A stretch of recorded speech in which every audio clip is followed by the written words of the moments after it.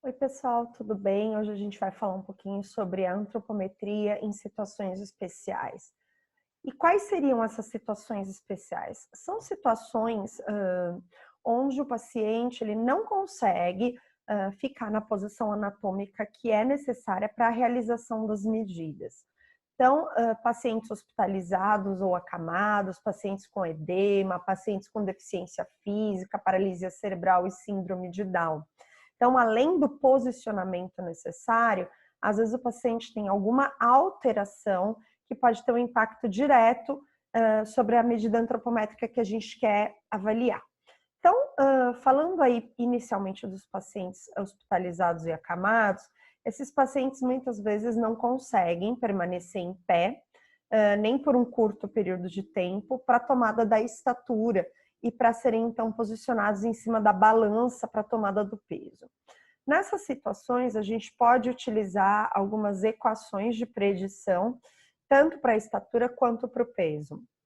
Então, as equações para a estimativa de estatura são as equações de Chunlea, de 1985, onde a gente precisa da idade e da medida da altura do joelho desse paciente em centímetros, medida essa que pode ser obtida com o paciente acamado. Já a estimativa de peso, ela é possível de ser obtida a partir da circunferência de panturrilha, altura do joelho, circunferência do braço e dobra cutânea subescapular. Lembrando que a gente tem algumas constantes que são fixas para as duas equações segundo o sexo. A estimativa de peso, ela também é feita por uma outra equação de Chonlea, de 1988. Então, a partir principalmente aqui da circunferência de braço, a gente também pode avaliar, né, a circunferência muscular de braço e a área muscular de braço corrigida, a partir também da medida da dobra cutânea tricipital, o que traz para a gente um indicativo mais sensível para as reservas de massa muscular e de tecido adiposo. Já o paciente com edema, em decorrência da maior retenção hídrica, ele tem aí uma alteração do peso corporal total. Então, muitas vezes, o peso não é um indicativo muito interessante para avaliar o paciente com edema. Então, é necessário fazer uma correção desse peso corporal em decorrência do edema presente. O paciente pode apresentar, geralmente, edema de membros inferiores, ou a ascite, que é o edema da região do tórax, aqui do abdômen. Esse edema, ele está associado principalmente à redução das proteínas plasmáticas, tanto proteínas totais quanto a albumina, que é a principal proteína, nossa principal proteína circulante. E aí a gente tem uma tabela aqui proposta por Martins e por James para correção desse peso corporal em pacientes com edema. Então, a localização do edema, ela vai determinar qual é a proporção de peso a mais que esse paciente tem. Então, tornozelo, a gente pode estimar em torno de 1 quilo a mais, né, em decorrência do edema, joelho de 3 a 4 quilos, base da coxa 5 a 6, e a anasarca, que é o edema generalizado, ele pode trazer um excesso aí de peso de 10 a 12 quilos, comparado ao peso do indivíduo normal sem edema. Com relação à ascite, que é aquele edema na região abdominal, a gente também pode avaliar, né, o grau de ascite em leve, moderado e grave, sendo o indivíduo que apresenta uma ascite grave pode ter uma alteração de até 14 quilos no peso corporal. É interessante lembrar que a ascite, ela pode ou não estar acompanhada de edema nos membros, né? O edema periférico, que traria também um adicional de perda de peso corporal. Então, sempre quando a gente for avaliar um paciente que está com edema, seja edema em membros inferiores, seja edema generalizado ou ascite, é avaliar a gravidade desse edema para que o peso do paciente possa, então, ser corrigido e o estado nutricional dele ser classificado de maneira correta. Com relação à deficiência física, a gente tem os pacientes amputados, que precisam ter a correção do peso em decorrência da proporcionalidade do membro que foi retirado. Então, eles precisam aí de uma nova redistribuição corporal em decorrência da amputação. A gente precisa considerar qual que é o membro. Esse membro, ele corresponde a um percentual do peso corporal total, e esse peso ele precisa ser corrigido para daí, então, o estado nutricional do indivíduo ser classificado. A gente tem aí que a maior parte das amputações, principalmente de membros inferiores, é em decorrência, né, de complicações do diabetes, como o pé diabético. A estimativa para que a gente faça essa correção de peso é feita através dessa fórmula de Osterkamp de 1995, onde a gente vai colocar o peso antes da amputação, vezes 100, menos o percentual equivalente ao membro amputado dividido por 100. Dessa maneira, a gente vai encontrar, então, o peso do indivíduo corrigido, e daí a gente pode fazer uma avaliação de IMC ou algum outro tipo de avaliação que envolva o peso. Então, a gente precisa descontar o percentual daquele membro amputado. Osterkamp, na verdade, ele coloca essa tabela aqui de distribuição percentual dos membros, né? Então, braço, antebraço, mão, né? O indivíduo que amputa um braço inteiro, esse braço inteiro corresponde a mais ou menos 5% do peso corporal. A gente tem a perna inteira aí, e fragmentos, então só o pé 1,5%, do joelho para baixo, né, 4,4 mais 1,5%, se a coxa desde aqui de cima um percentual maior. Então a gente precisa considerar esses valores percentuais estabelecidos por esse autor para fazer a correção do peso corporal do indivíduo amputado segundo a fórmula apresentada no slide anterior. Então, aqui um exemplo, né? A gente tem um paciente de sexo masculino, amputação da perna direita, na altura do joelho. Então, peso antes da amputação, 98, estatura 1,75. Desarticulação do joelho. Então, a gente tem 1,5% que equivale ao pé e 4,4% que equivale a essa parte da perna abaixo do joelho, né? O que dá um total de 5,9. Então, a gente pega o peso anterior do indivíduo, vezes 100 menos 5,9, que é o peso dele lá. E aí a gente vai fazer a conta. Então, o peso corrigido desse indivíduo passa a ser 92,2 quilos.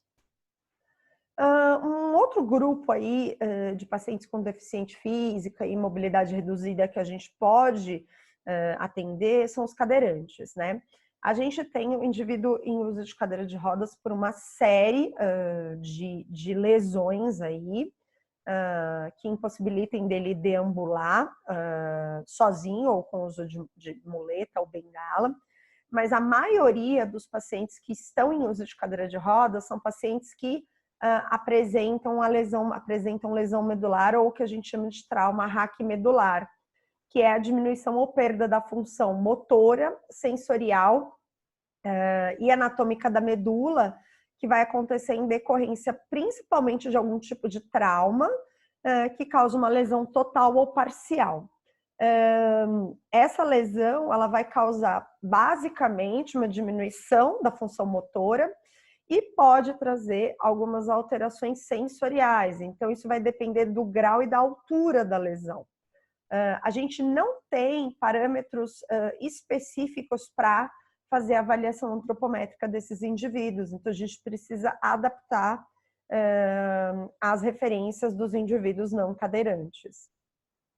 Então, só para vocês entenderem aqui como funciona, né? Aqui a gente tem a coluna vertebral, dentro do canal vertebral passa a medula espinhal, que é responsável por trazer, né, as informações do cérebro para todos os órgãos e para todos os membros aí, então, na altura do pescoço para baixo.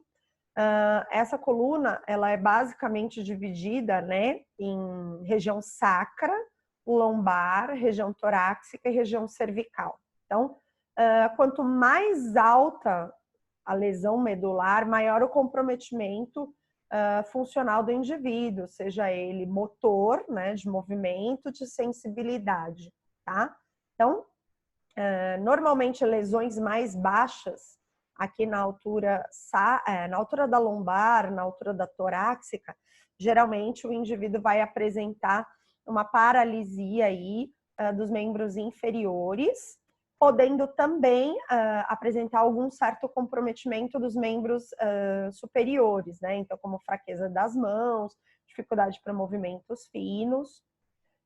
Os indivíduos que têm lesão acima aqui, né, na região da cervical, normalmente eles vão apresentar a paralisia dos 4 membros e outros comprometimentos aí com relação à função, por exemplo, de órgãos, como o sistema digestório, sistema urinário.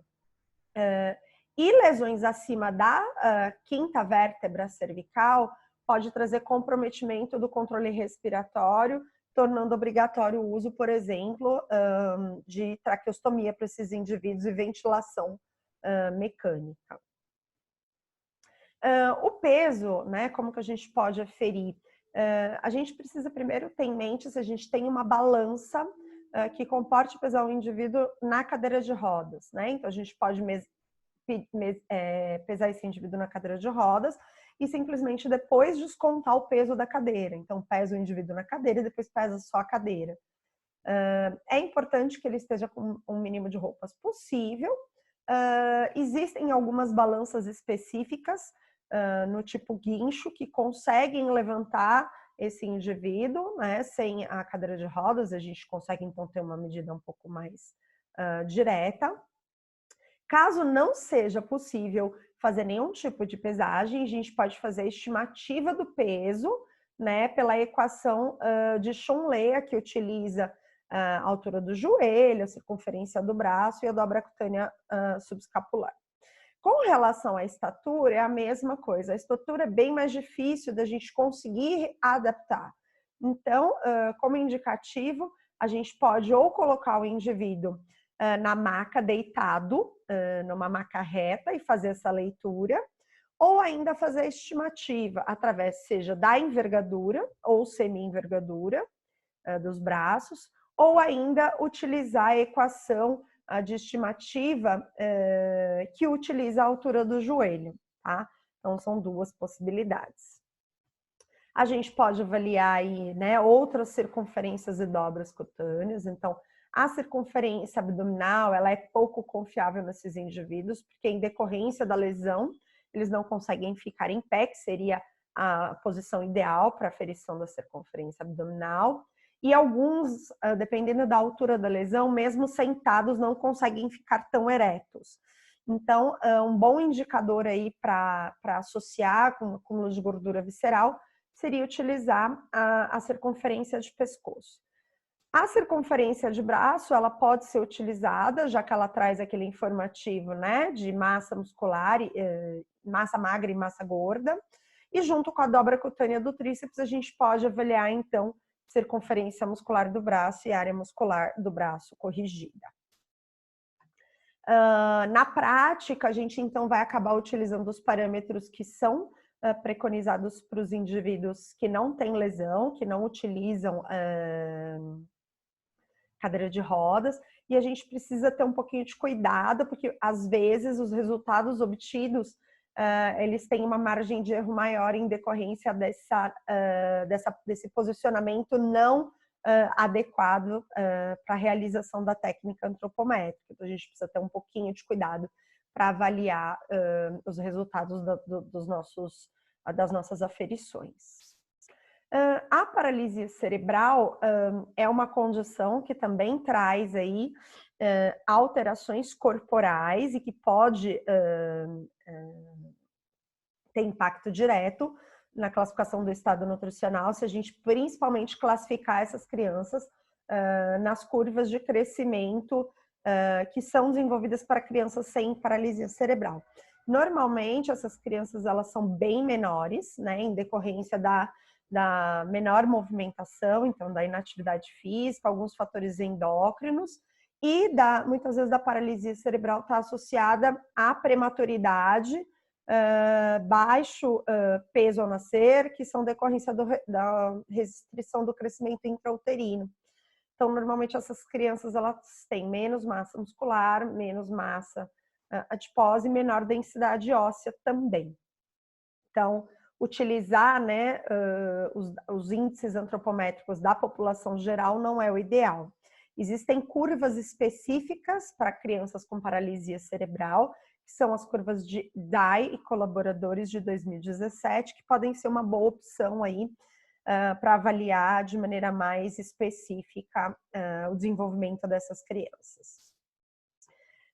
Com relação à síndrome de Down, a gente também tem algumas alterações corporais em decorrência dessa síndrome.